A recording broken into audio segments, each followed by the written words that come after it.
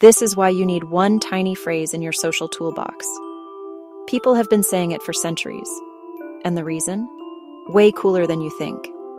Back in the Middle Ages, a sneeze could mean plague, so bless you was basically a quick prayer, and a wish that you survive the day.